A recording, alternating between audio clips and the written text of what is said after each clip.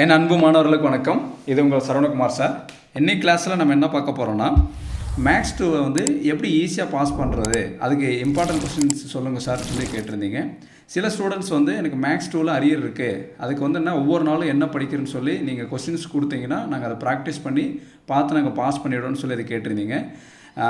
Pass பண்ணுறதுக்கும் சரி, centum வாங்குறதுக்குண்டாலும் சரி, எல்லாத்துக்கும் வந்து பார்த்திங்கன்னா வீடியோ வந்து பார்த்திங்கன்னா நம்ம இன்னிலேருந்து நம்ம ஆரம்பிக்க போகிறோம். அப்போ மேக்ஸில் பாஸ் பண்ணுறதுக்கு நான் கொடுக்கக்கூடிய கொஸ்டின்ஸ் வந்து ஒவ்வொரு நாளும் என்ன படிக்கணும்னு சொல்லிட்டு அந்த கொஸ்டின்ஸ் கொடுக்குறேன். பட் என்னென்னா நீங்கள் என்ன பண்ணணும்னா, டெய்லியும் நான் கொடுக்கக்கூடிய கொஸ்டின்ஸ் வந்து நீங்கள் ப்ராக்டிஸ் பண்ணி பார்க்கணும். நீங்கள் எவ்வளோக்கு எவ்வளோ ப்ராக்டிஸ் பண்ணி பார்க்குறீங்களோ அவ்வளோக்கு எவ்வளோ வந்து என்னென்னா பாஸ் பண்ணுறது நம்மளுக்கு வந்து ஈஸியாகிடும். சரிங்களா? இன்றைக்கி நம்ம பார்க்கக்கூடிய மேக்ஸ் வந்து பார்த்திங்கன்னா 40022 அதுங்கிறது வந்து சப்ஜெக்ட் கோடு. இன்ஜினியரிங் மேத்தமெட்டிக்ஸ் 2ங்கிற சப்ஜெக்ட். இது வந்து செகண்ட் செமஸ்டரில் இருக்குது. இதனுடைய important 7 marks and 8 marks questions தான் நம்ம வந்து இன்றைக்கி வந்து நம்ம பார்க்க போகிறோம். இப்போ இன்றைக்கி நான் கொடுக்கக்கூடிய ப்ராப்ளம் வந்து பார்த்திங்கன்னா, ஆல்ரெடி நான் எல்லா ப்ராப்ளமும் வந்து சால்வ் பண்ணி உங்களுக்கு வந்து என்ன ஆன்சர்ஸ் வந்து ஆல்ரெடி நம்ம சேனலில் வந்து அப்லோட் பண்ணியிருக்கேன்.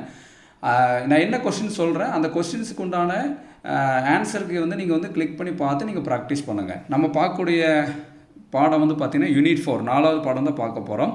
பாருங்கள், இங்கிலீஷில் வந்து இன்டெக்ரல் கால்குலஸ் 2 இருக்கும். தமிழில் வந்து தொகை நுண் கணிதம் 2ன்னு கொடுத்துருப்பாங்க. இப்போ இதில் டே 1க்கு உண்டான சேலஞ்ச் என்னென்னா, இன்டெகிரேஷன் பை பார்ட்ஸ். இது வந்து 4.1ல் இருக்குது. அது இந்த இன்டெகிரேஷன் பை பார்ட்ஸ் தமிழில் பகுதி முறையில் தொகையிடல்னு சொல்லி கொடுத்துருப்பாங்க. அதனுடைய ஃபார்முலா ஃபஸ்ட்டு பார்க்கலாம். ஃபார்முலா நல்லா படிச்சுங்க. ஏன்னா ஃபார்முலாவுக்கு வந்து 1 மார்க் உண்டு. Integral u dv equal to uv minus integral v du. இதுதான் வந்து பார்த்தீங்கன்னா இன்டெகிரேஷன் பை பார்ட்ஸ்னுடைய ஃபார்முலா. இன்னொரு தடவை சொல்கிறேன், நல்லா கவனிச்சுக்கமா. Integral u dv equal to uv minus integral v du. இதுதான் வந்து பார்த்தீங்கன்னா இன்டெகிரேஷன் பை பார்ட்ஸ்னுடைய ஃபார்முலா. சரி, என்ன கொஸ்டின்ஸ்னு சொல்லி பார்க்கலாம். ஃபஸ்ட்டு கேள்வி எவாலுவேட்னா இங்கிலீஷில் கொடுத்துருப்பாங்க. தமிழில் வந்து தமிழ் கொஸ்டினில் வந்து பார்த்தீங்கன்னா மதிப்பீடுகன்னு கொடுத்துருப்பாங்க. இன்டெக்ரல் log x dx இதுதான் வந்து ஃபஸ்ட்டு சம்மு.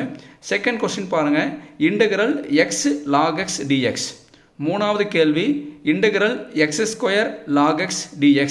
நாலாவது கேள்வி integral x cube log x dx. அஞ்சாவது கேள்வி integral x power n log x dx.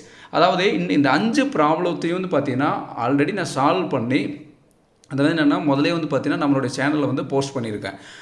அதுக்கு உண்டான அதாவது இது இந்த 5 ப்ராப்ளத்துக்கு உண்டான ஆன்சர் கீ வந்து பார்த்தீங்கன்னா நான் வந்து என்னென்னா டிஸ்கிரிப்ஷன் பாக்ஸில் லிங்க்கில் வந்து நான் கொடுக்குறேன். அந்த லிங்க்கை நீங்கள் கிளிக் பண்ணி நீங்கள் வந்து பார்த்துங்க.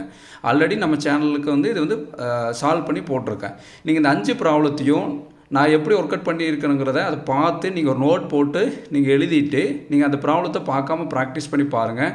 ப்ராக்டிஸ் பண்ணி பார்த்துட்டு இந்த 5 ப்ராப்ளத்தில் வந்து ஒரு ப்ராப்ளம் கட்டாயமாக எக்ஸாமுக்கு வரும்.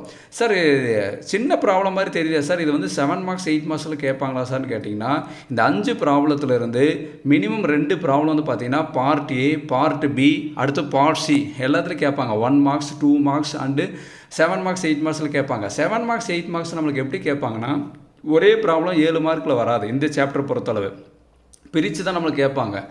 4+4 அந்த மாதிரி நம்மளுக்கு கேட்பாங்க. சரிங்களா?